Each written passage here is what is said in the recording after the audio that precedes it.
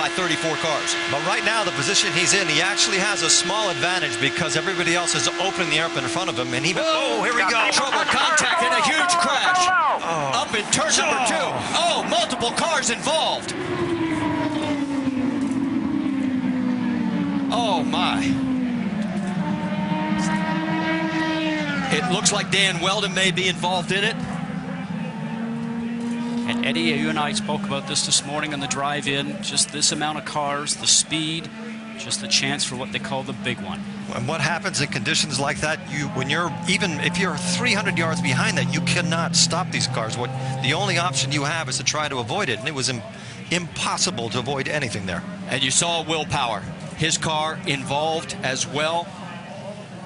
My. What a mess. That's Townsend Bell that was, I think his car was up on its side there, the 22.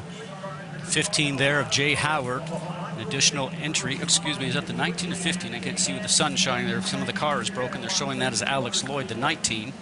It is the 15 of Jay Howard. Yes. One of the cars actually flew for about 200 yards in the air. Red flag is out here at Las Vegas Motor Speedway on lap number 12. And from high above, you can see the carnage. We talk about the car going through the air. Eddie, you know that these cars run so low down to the ground. We mentioned before we saw them hitting the ground and sparking, that anything underneath the car, underneath the floor, underneath the tub, really just gets the air underneath the car itself, and up it will go. We saw J.R. Hildebrand out of his car. There is Dario Franchitti. Somehow he managed to get through the carnage, but... Sure, guys, I mean, there's just nothing I can do. Willpower did not. 10-4. They are going to stop you at pit lane on the right-hand side. They want the drivers to stay in the cars. What Franchitti was alluding to is there's nothing he can do avoiding the debris that's on the track.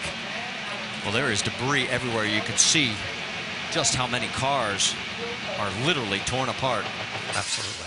Okay, this is slow motion from high above. We talked about 3 or 4 wide. Watch Sebastian Zaveja, right? Yes. Little contact right there. Now he's trying to go from the low side to the high, from the high side down low to get going for the turn. Oh. And what ends up happening is that he got stuck back up there, turned around, tried to take another move going down, guys, and the backhand started to come around, and that started the chain reaction. He was uncomfortable being on the top lane, and he tried, like you said, there's the car. There's 2 cars that are airborne. This puts that's Weldon racing in perspective. This is the horrible accident that everybody has always hoped would never occur. And as we said, 15 cars we now know of involved out of the 34 that started this race. We're under a red flag situation. We'll step aside. We'll stay side by side here at Las Vegas.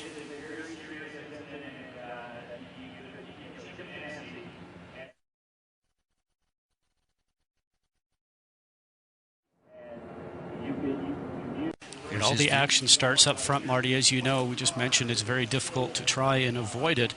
And as Dario was mentioning, he's just looking forward, trying not to hit the car that's in front of him or subsequent cars that are there. And luckily for him, he got through before everything started to go just upside down. But it's also where you position yourself on the track. He was Patrick. Exactly what happened in this 15-car melee. And Eddie, as we know, when you're driving along at these speeds, you're going the length of a football field in less than a second. So if something happens in front of you, you can never have enough reaction time.